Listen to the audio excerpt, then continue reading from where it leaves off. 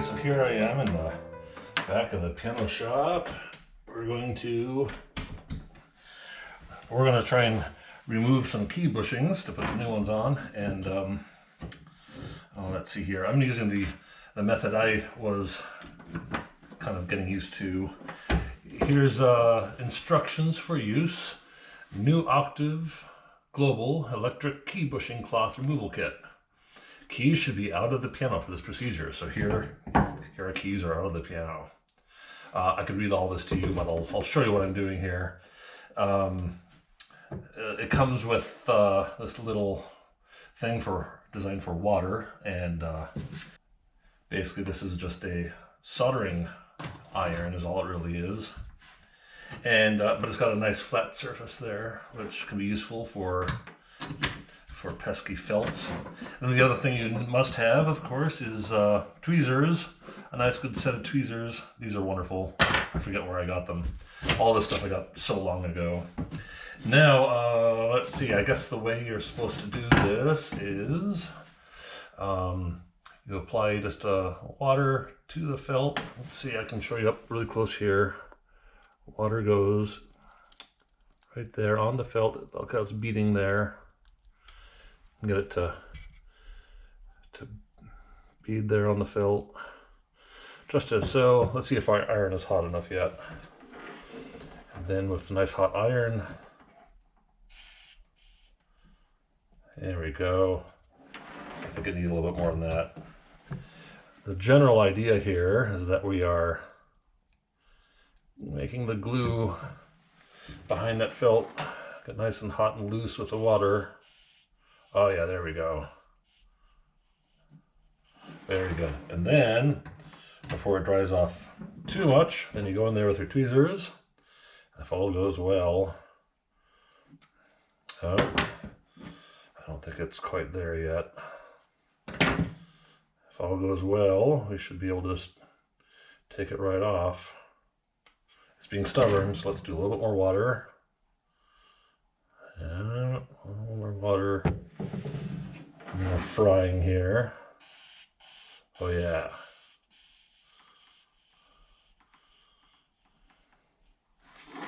Okay.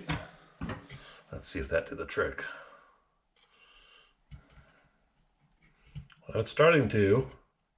There we go. Look at that. Now I can get this guy going. Presto! We've removed a key bushing there. Just one side. Let's do the other side. So this shows you how this process goes. A little bit of water here. Soldering gun.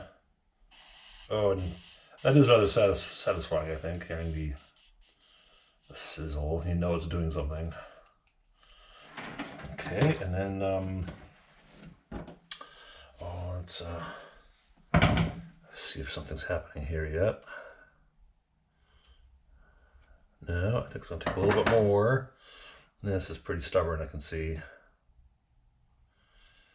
So a little bit of water here again, getting it nice and soldering gun again. Look at that, there we go. All right. And then the tweezers. There we go, look at that. It pops right out. Perfect. So now we got key bushings removed from key number 1.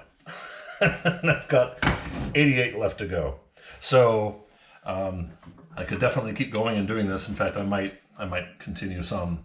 But it dawns on me that there's probably a better way to remove these key bushings, and I'm certain there's a better way to put new key bushings in the piano than what I've been doing. It seems like it's pointless for me to show you how I've been doing it when I think I could learn myself how to do it better. And that's where being in, oops, I better turn this soldering gun off before it overheats.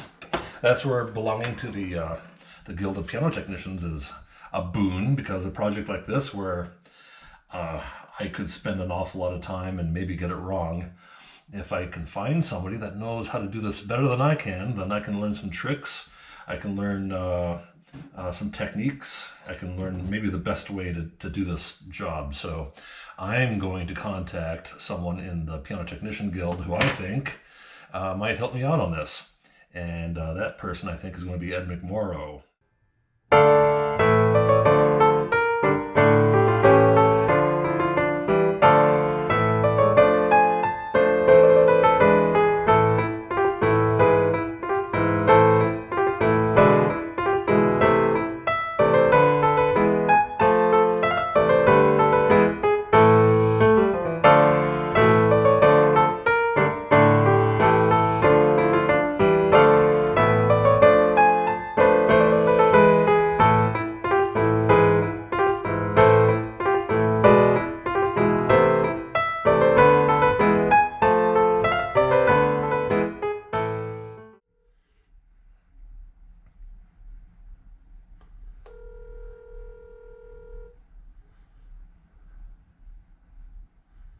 Hello, Nathan. Is this Ed?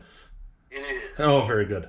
So I'm calling because I'm involved in this bushing thing with this piano I'm restoring, and I'm trying to do it the old way that I'm used to, but it's clearly taking too long. And I thought maybe I'd give you a call and see if maybe you can help me out with it a little bit and show me how you do it, because I think what you do to your pianos is so much better than what I'm able to do with mine. Well, thank you for the compliment. I don't know if it's going to be quicker. Oh, okay. A few Well, more steps, maybe. I mean, if I've understood from previous conversations of your key pushing protocol. yeah. Well, I have this. Now, where did I put it here? Oh, I already tucked it away because I'm kind of sick with it. It is the new Octave Global Electric Key Bushing Cloth Removal Kit. But I looked this up. I looked it up on the Reblitz book, and the Reblitz book recommends something very similar to that, actually.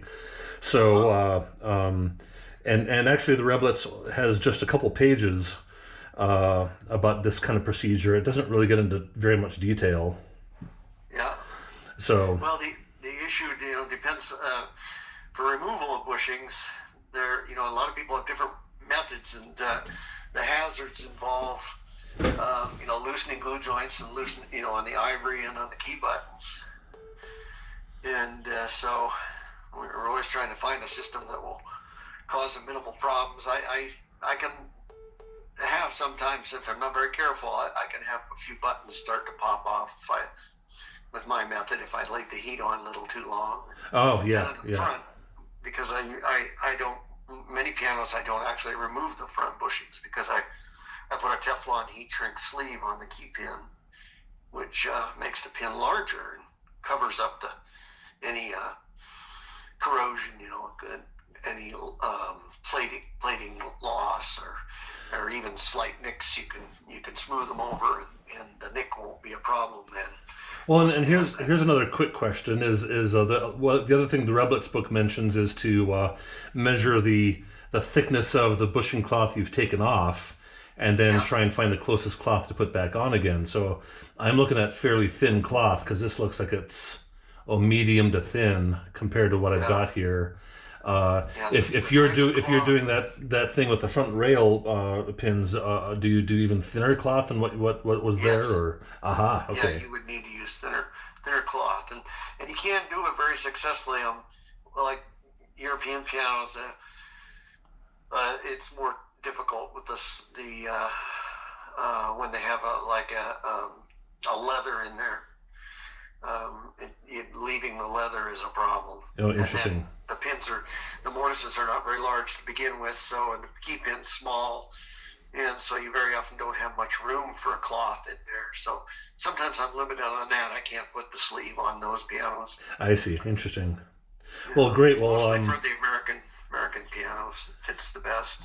Well, are you there for a bit? Maybe I can swing by and. Yeah. Okay. Yeah. Oh, That'll be great. fine. I will see you soon. Okay. Bye Okay, bye. bye.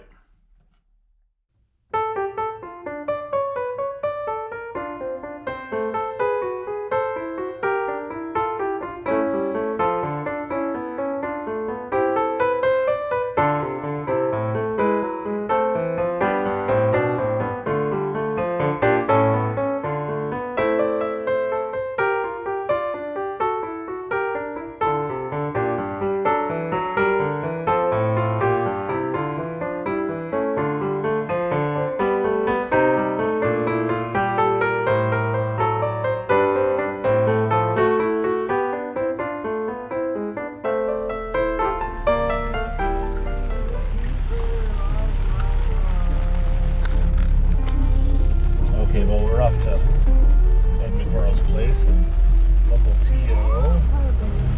and see what he has to say about key bushings and so forth. It dawns on me that the way I got into key bushings, I remember tuning a little spinet piano, and one of the keys was knocking back and forth into the other ones, and it didn't take long to see that it was the key bushings and the front rail that were missing. Found them in the bottom of the key bed and simply glued them back on, and presto changeo, fixed a key in a spinet. That was a long, long time ago. But then just repairing key bushings, you just, from that mindset, you kind of grab any felt that you have on hand, glue it in there, and you're good to go. But then I think it was one of the last times I replaced a whole set of key bushings. I must have done something wrong. I had felt that was too thick, or I don't know, maybe not the right glue. Maybe I didn't cut the felt the right way. At any rate, it was just a lot of work trying to ease those bushings to make it fit the piano, and it was just a headache. So I know that I have a little bit to learn in terms of getting the key bushings right. It's just funny, it's just not the sort of thing you think about when playing a piano. It's about the last thing you think about is key bushings, unless they're all completely worn and the keys are knocking into each other.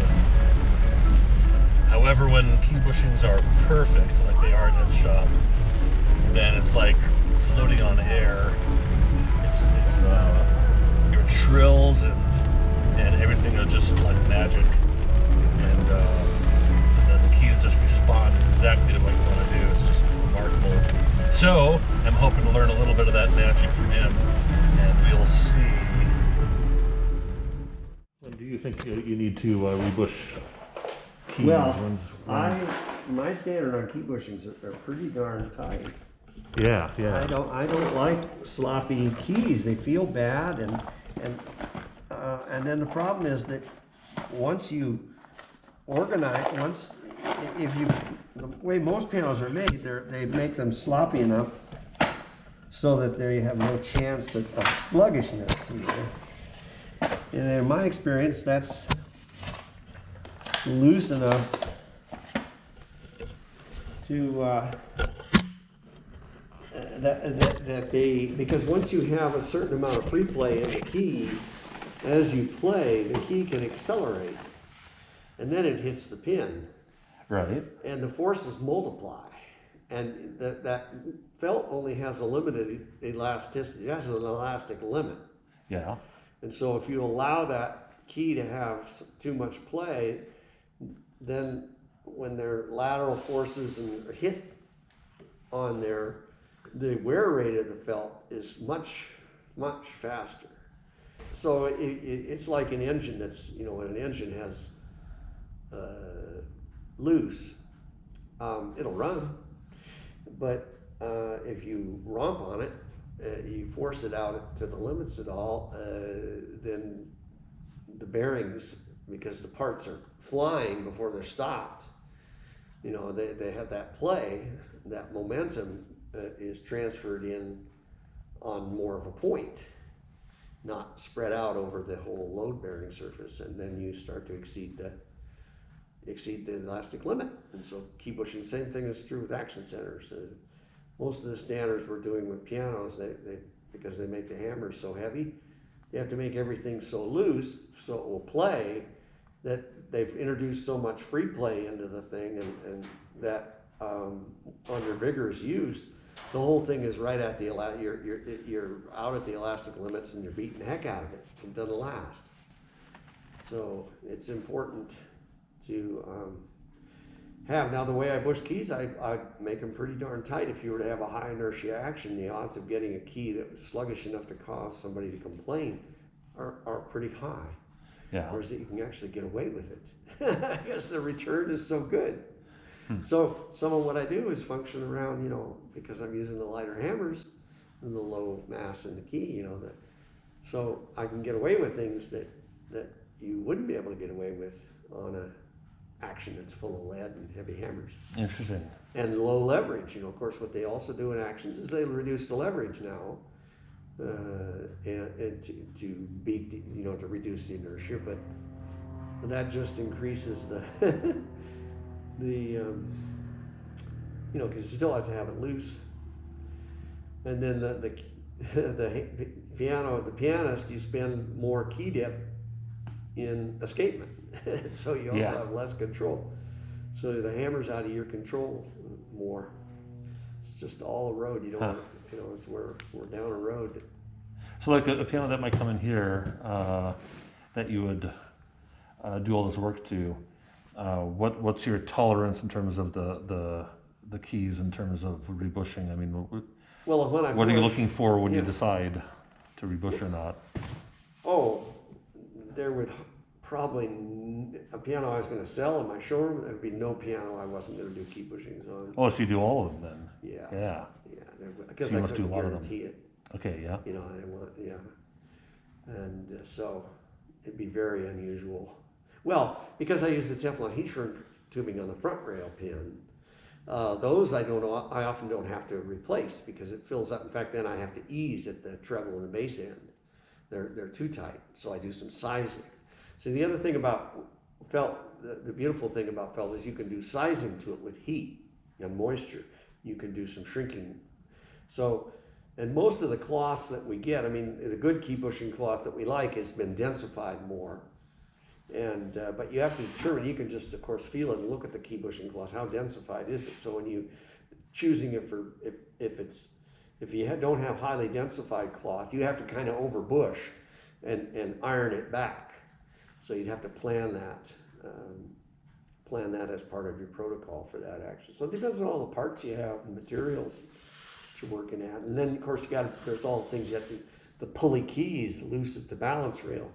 You've got to get those fixed, and so you can glue size the bottoms of those keys when you steam out. When I steam out the bushings, I steam them out with a rag and a thing, and I use the little tweezers to pull it out. And then I'll steam the bottom. Yeah. And then I'll take watered down Titebond about 50-50, and I put that around the bottom of the hole, down into the hole. It'll swell up, and of course it has to dry for a couple of days. And then when they're dry, then I'll push them on the key pin and let them, after I've cleaned all those key pins. Sometimes one of the things you can do to clean key pins is you actually just wax them, Oh, really? because that will take off the residue, and it's not abrasive. So you can actually just take a wax and it will clean off a lot of stuff. You want to get as much uniformity in the key. The only surface you really have that's true is this bottom surface, and even those, they plane a little sometimes by hand. So, but a lot of times up here they don't. They'll plane here a bit, sometimes back here. But up here usually this is so if you want to get it square, and then of course you have to some Steinways, of course the whole thing is arched, so you have to fiddle around with that and make sure you're not getting a bad reading off of that. And so I bush when I install bushings. Well, sometimes I'll choose. I do a sample keys and I try to choose the cloth. Oh, you do? Okay. Call and how long I leave it in. The first call, I do one side and then the other, and I generally find I don't want to leave that first call too long in there, more than 12, 13 minutes, because those calls are, the Spurlock system calls, they're actually designed to leave them in long enough and let everything dry, and then when you put it at the key, will come out eased to like factory standards, which are too loose. So I have to kind of pull. My goal is to have the keys, when I put them back down on the key frame, everything's tight, like a brand new keyboard, where it's tight on the balance rail hole, tight at the bushing, tight at the front. Yeah. They're all basically tight. And then after they've cured up and everything, because when you steam out the wood, the wood swells up and you have to wait a few days to let everything really dry. Okay, yeah. And then you can look at it and start building your uniformity. You can do easing, you can look at the spacing and leveling, and if you have to do a little easing, you can choose the side. If you're trying, you can use that to produce more uniformity. You don't want to take your pins and go over your pins and do your side, in your balance rail to get them square. put a level down there and get them square while they're tight. And then you look at it and say, oh, yeah. There's always these little things, and you try and just look to build more uniformity through your whole easing process. So you have to kind of look at all the various things you're trying to do. You want to build more uniformity into the piano. You don't want to add more error Yeah. on top of what they've done, because they use fixtures. So they design their piano, they lay it out, and then they create a fixture, and the fixture has a little bit of an error in it, and then the fixtures don't, when they make the thing, they make errors from that. And so when you get it, then you don't want to start building on the wear introduces this, so you don't want to, you want to try and build back the uniformity. And you can use, that's what's the nice thing about the molded key tops, is they're done with a very great precision, and if you can use those sometimes if you're doing a key recovery and key build out to just get everything really uniform. But that's another subject, rebuilding keys. But you want to have a dense enough cloth, and you don't want too much glue, and you don't want too much felt. If your felt goes down, back into here, you'll have too much friction. And of course, if it's up in there, it won't wear. So the button thickness is a good guide. It is. Oh, okay. Yeah. Just that depth is a very good guide. Now, some of these keys that are made like this, when they make them, they glue the felt so it comes over under here. Right, comes through there. Yeah. Those are hard to get out. Yeah, I noticed. Yeah. Sometimes you can get over here and they push out. Just take a little thing and boop, and they'll push out. Sometimes you have to then just get in here and cut and leave it there. So you just have to figure out what's. And now, what about the thickness of the front rail bushings? Well, how do you gauge those? Or not the thickness, the depth, the depth. Oh, well,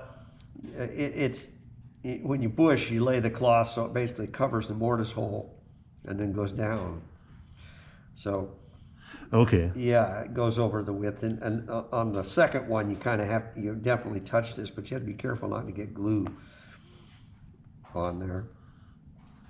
So you go at a little angle when you push one side of a time here. You have to go. Which I find when you're trying to push both sides at the same time, it's very hard to control how far the felt goes. Yeah, exactly. Yeah, so that's so the felt will be maybe the length of the caul, or no, the cauls go for longer. They do. Okay. Oh yeah, they go longer. So you just lay it across. First time you just lay it real horizontal and then push it down. The second time you're kind of working at an angle, so you come up, hold the felt at a little angle, then put the caul down. And I just use the razor blades with the back on them, slice. And someday you're very careful when they're thin like this. You haven't got a lot of strength there. Yeah. You haven't got a lot of strength, so you got to be really careful about what you do there. You got to blow the dirt out in here. I use compressed air. You don't want moth things down in there. Blow the dirt out. Blow the dirt out of here. Do it actually before you steam it. Because you're steaming, you'll kind of lock the dirt in. So go outdoors and use compressed air and blow through the holes. Blow that out. Get that out of there. And then how do you get the old bushings out? All the bushings out. How Well, do I you do use that? a steamer. I use a wet rag, and I lay it on a caul. I lay a strip of wood so that these are held up and this is level. So that these are all level. So I use a strip on a bench thing. I don't use the key clamps. I don't like to clamp the keys all up because you really can start, especially if you've got ivory, when you're using the steam. Oh yeah. It'll start popping ivories off, and I want to do them and keep track, and I want to get them apart after I get it steamed, so they can dry better. So I won't lay them all back together like this. I'll keep them apart like this. So Okay. Yeah. And wipe off the moisture here, too. When you're on ivory, you have to be very careful. That's why I like to use the Teflon heat shrink tubing, because I don't replace these. And I do no steaming on the fronts, so I don't stress those ivories. Okay, yeah. Yeah. And if I have a spot one to do on those, then I may just soak it. I mean, you can soak these things with the, overnight, even just with water and a tiny bit of soap. Not the water put. You can do that. Soak those out with the hammer felt wedges down in there. You can do those.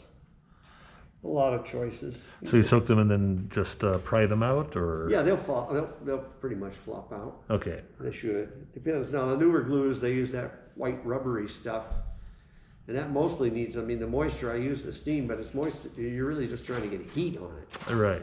And get it soft. So how long do you let them soak before you take them out? How long steam or? Yeah, or either one. Yeah. Well, the steaming is pretty, a minute. Okay. Yeah. A minute or so. And then the soaking the other. Oh, that would take a long time. Like overnight? Or? Yeah, it might be overnight. Yeah. Yeah. Interesting. Yeah, you'd have to just practice a little bit and see what works. And then you say you let them set a couple days to dry out. Yeah, I let steam these up in glue slices and then let everything dry. And then do you do any sanding or anything before you start into glue, or? No. No, just. Well, sometimes I'll clean up the buttons. I mean, I'll clean the key. I wash the whole key. Okay, yeah. But as far as worrying about old glue or anything like that? No. It depends. I mean, you don't want anything. You don't want junk down in there. So. Yeah. Yeah. And I just use Type On. People say, "Oh, it's hard to get out." It just steams out real easy. Yeah. I don't know why people complain about it. So just a little Type On onto the felt, and then you put it into the caul. Yeah. I'll usually put enough glue on there for 3 or 4 keys on a little length of it, and boom, boom. Because you can't let it sit there too long. It gels over.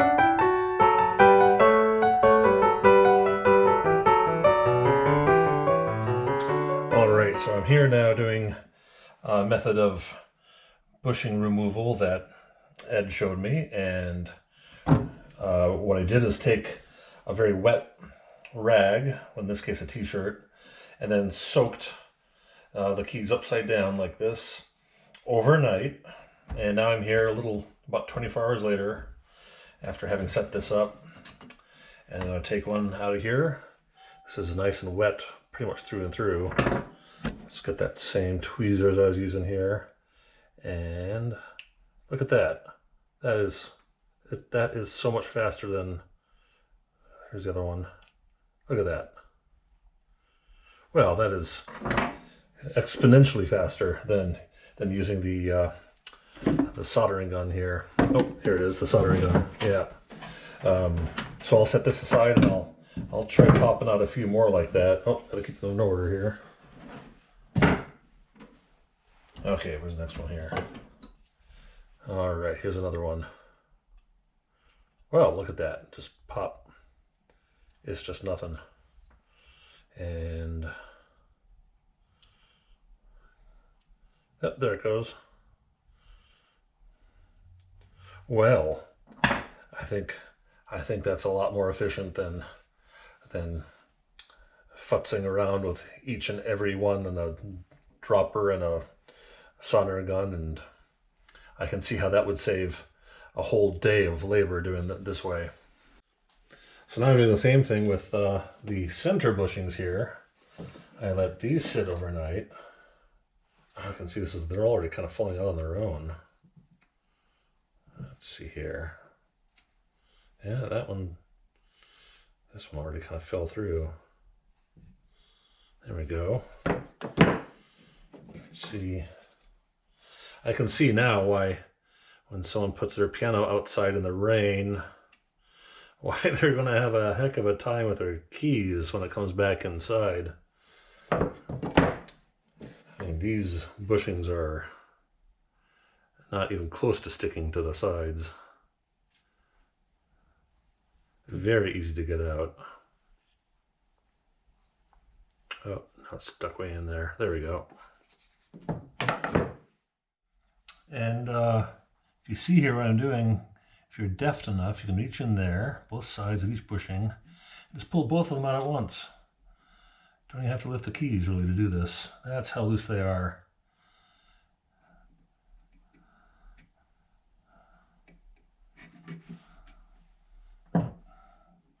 This one's in there a little bit better. Let's see here. Yeah, look at that. Just pull both of them out right at once. I don't think key bushing removal is any easier than this.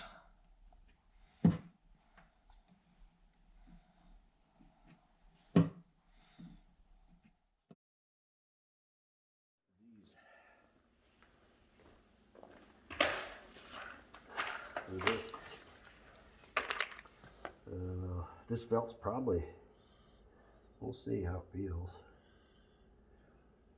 I'll just do a dry fit here.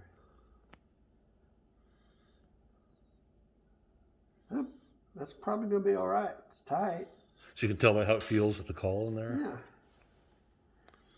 Yeah, I mean, if it won't go in, I won't break it. Right, right.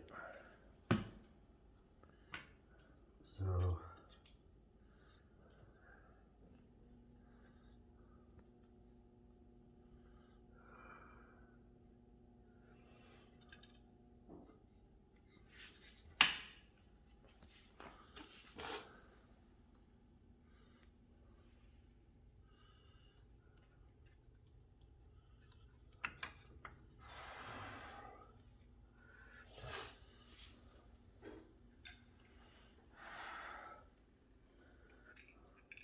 And I'll leave that in.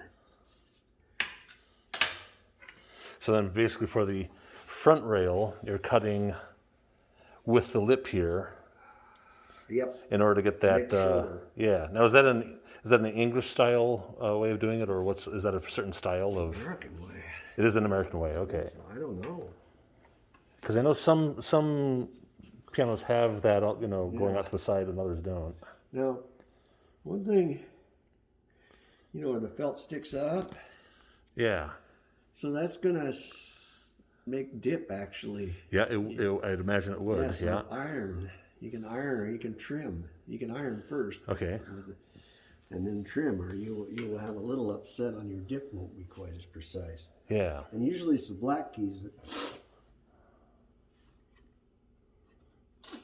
that's long enough for those. A lot of times the white keys, it's deeper, so they come out like that. It's just the way keys are made. Oh, that's right. Yeah, I have seen that. Yeah, yeah. So you have trouble on the black keys where the shoulders... Because the back keys don't do that. And it screws up setting your dip. Oh, interesting. Yeah. So Well, how strange is that? Now, would you say most white keys you've seen have that for a lot of those? Americans, the black keys end up with that proud bushing Yeah. too much. And a lot of times you can flatten it out with the iron if it's not too bad. You can just flatten it a little bit, and if it isn't, but a lot of times you have to just trim it after everything's dry. Okay, interesting. Cut it flush. Yeah. So then I've already gone over the glue sizing and the balance rail holes. And now when they're tight, I'm gonna put them on. I'll put a level on and do my squaring of keys. Okay, yeah. With a level on the whole key frame.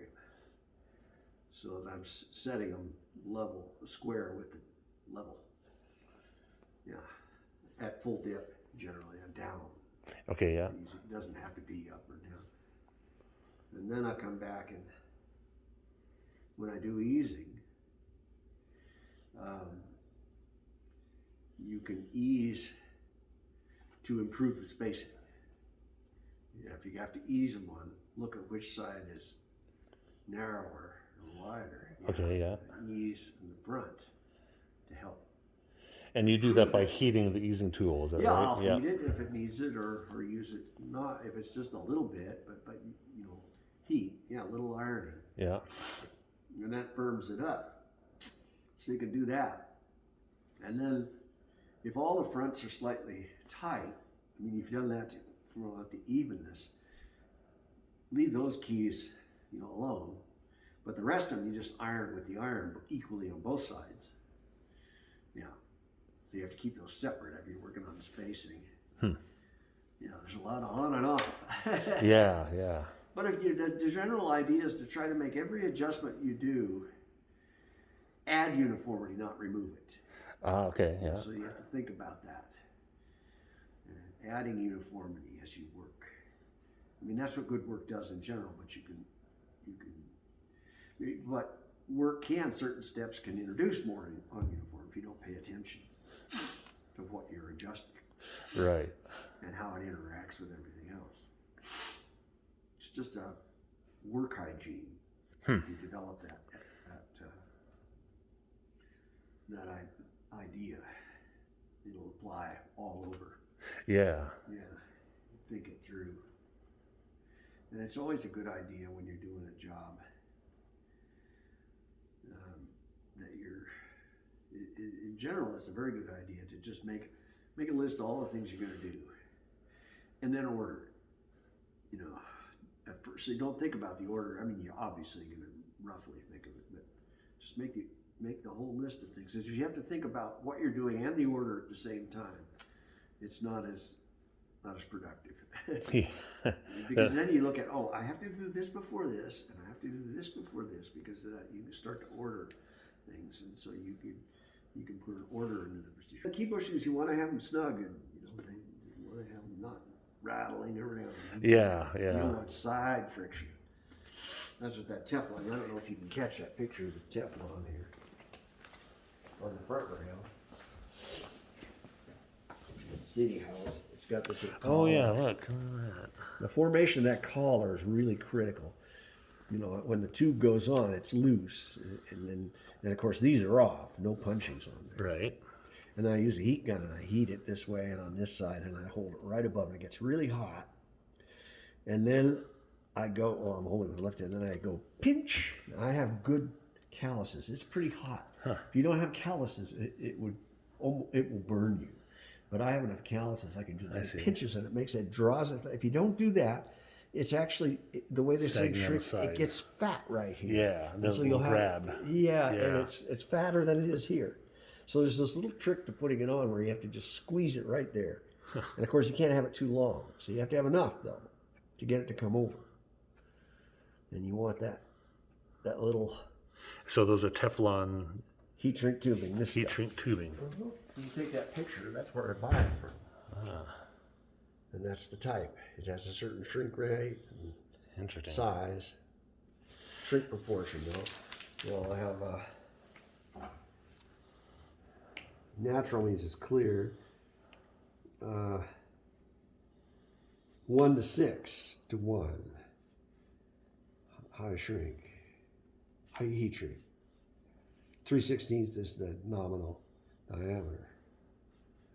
But then it's going to shrink 1.6 to 1. And the purpose of that is to reduce friction? Is that the overall purpose of? Yeah, it gets there. There's no binding then on that pin when you get a side force. And felt being as abrasive as it is, the felt will actually instead of the felt wearing out, this wears out. And so when it gets loose again, you can just put new sleeves on. Oh, interesting. And they'll stay much better. Plus, and if you have a little rust or a nick on the pin, and you just take a file and take the file flat. You don't have to worry about not being played. I mean, you put this new coating on. So old pins that have a little damage to or something, you don't have to change them. I see. Yeah, you just make it. Because everything becomes much more uniform. Yeah, clean the rust Yeah. off and then put that coating on, and bushing doesn't know there's any rust there. Yeah, interesting. So it reduces the amount of repair that you have to do on older pianos as regards key pins, because it's a lot of work to take key pins out and put them in, get them in straight and everything. Now, to space keys, like this key, I have this out. This key is definitely spaced too much to the treble, and I can tell by going up and down, it's actually, the key is bent. The key pin is quite bent, and it needs to be bent that way.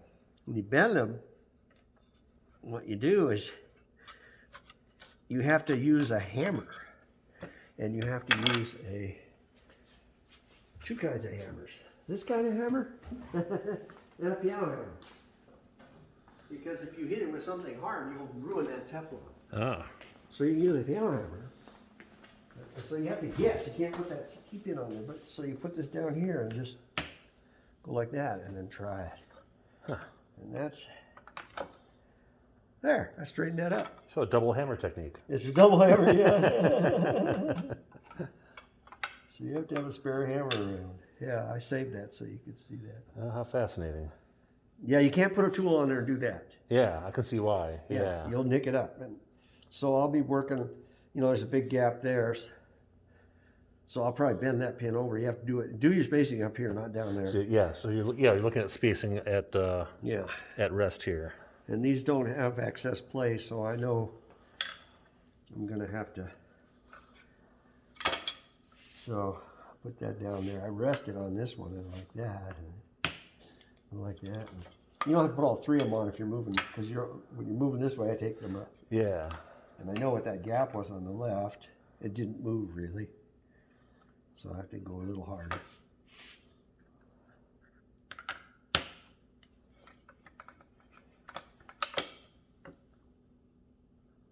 That might move just a tiny bit. Let me see. Yeah, not bad.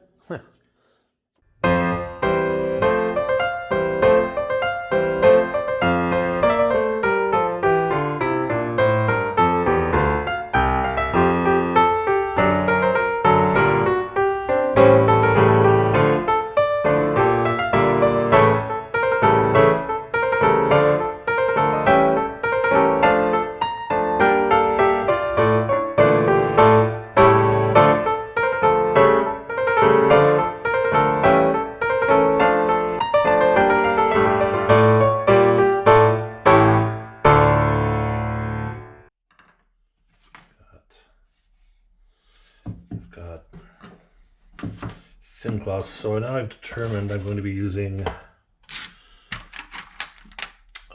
these calls for an intermediate and these calls for final. So basically I glue one to one side with this thicker one, and then the other to the other side with this thinner one, which should fit between the two. And now I'm using the slightly finer cloth. So we got to get our glue. Let's see if I'm set up for this yet. Got to get our glue ready here. There we go. And then just a little bit on the cloth there. And evidently not too much, because it'll bubble up on you if you don't. And then we're going to use the thicker caul here. Going to press just enough so you can see the other side here. Press this down into it, with that side going in to match the curve in the mortise joint there.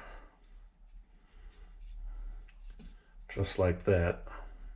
And then with your razor blade, we're going to cut down this way.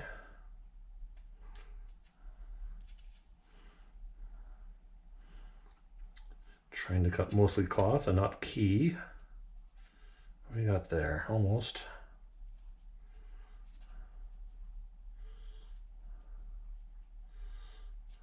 There we go.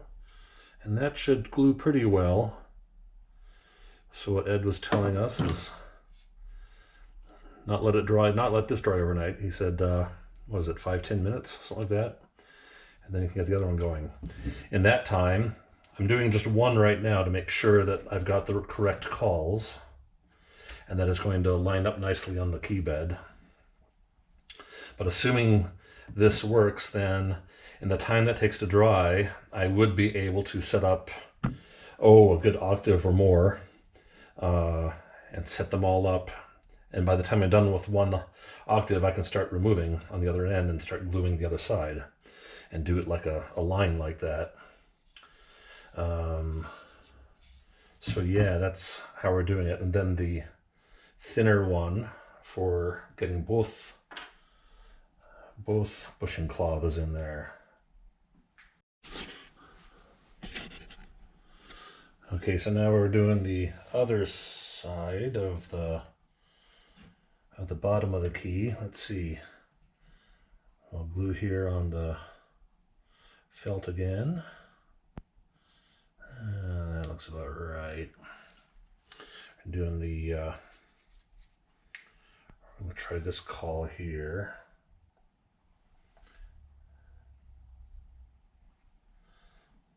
That feels pretty good. So you can see setting it up like that. Got the other side already glued in.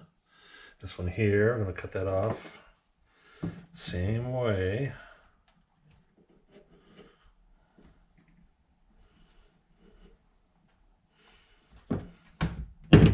There we go.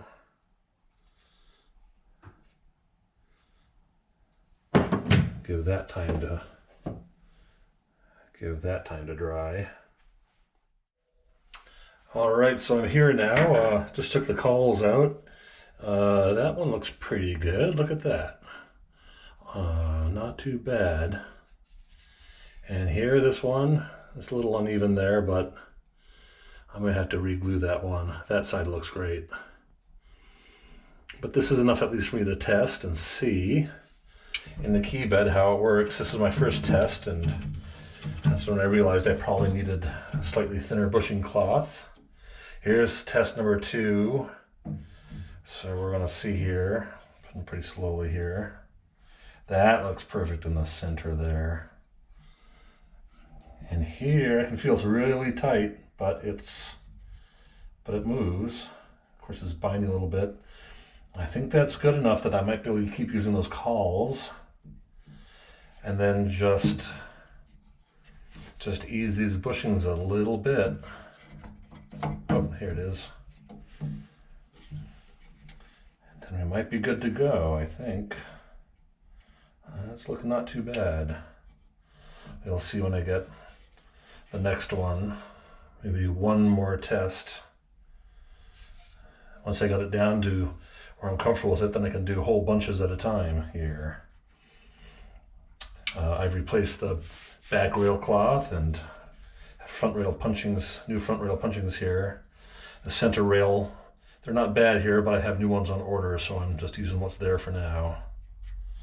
So that's the state of this piano at the moment, but this all-important bushing part is looking pretty good so far.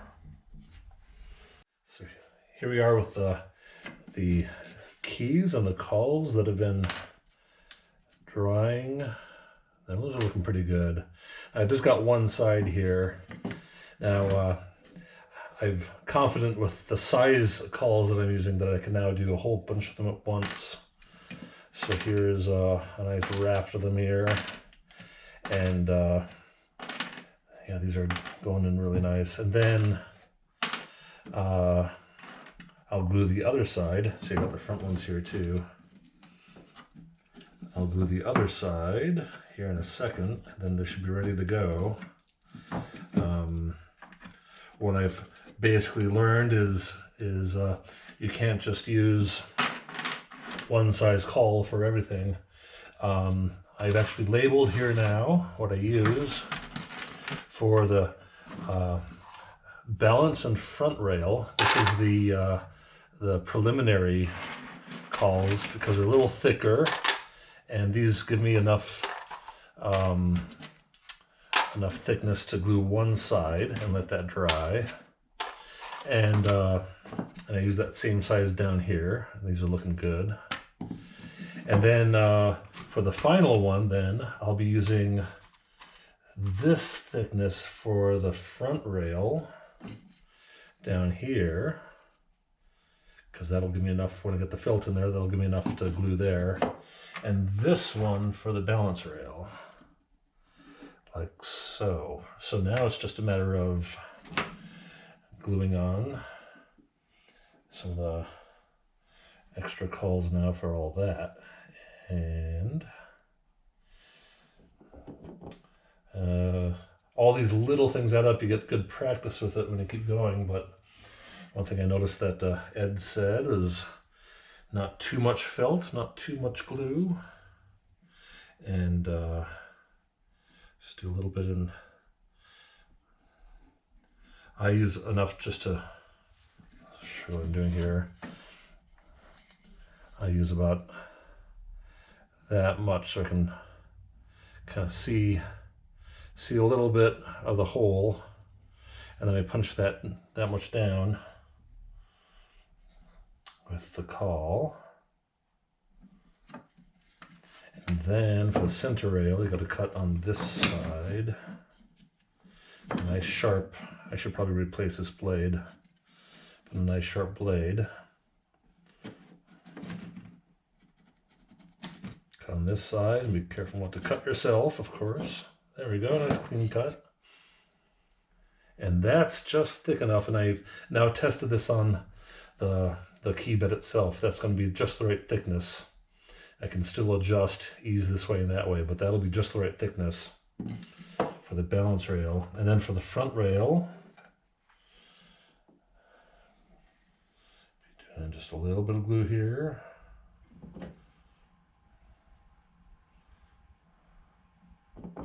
There we go.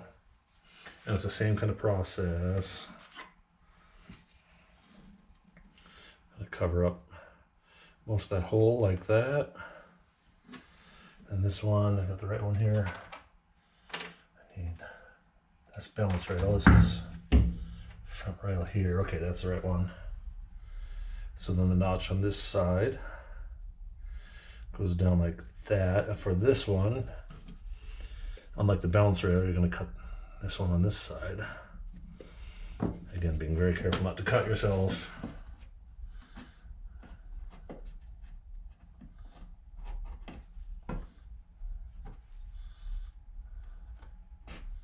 It also takes a few times to get all the way through this thick felt, but you'll know when you got it.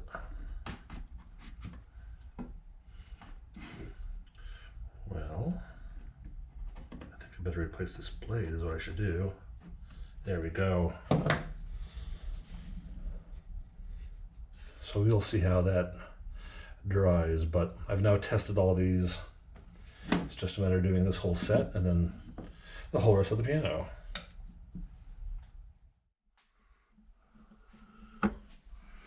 All right, so now I've got these keys all put in place.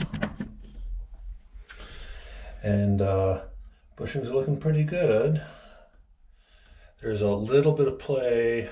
Some of them could be a little tighter. Like that one's pretty loose. But most of them are doing pretty good. They feel nice and tight. That one's a little loose. But you can see most of them are nice and tight. And I put weights on the back here. They're feeling good too. So I think I might have something now. It's just a matter of learning the finesse of getting like this one just a little tighter. So I just got to figure out how the best way to do that to make them just like the rest of them. And you can see the front ones are, they feel really good here too. For almost no play, and yet nice and free. So there we have it. That is the best way I've found to do key bushings.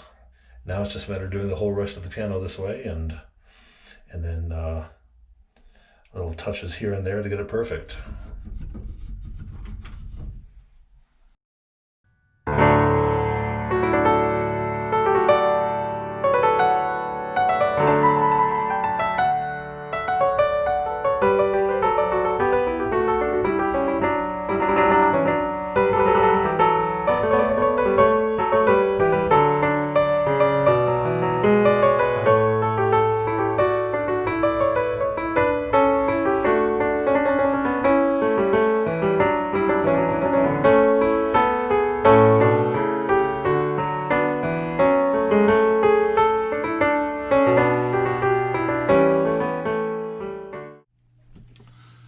So that's about everything for this video on key bushings.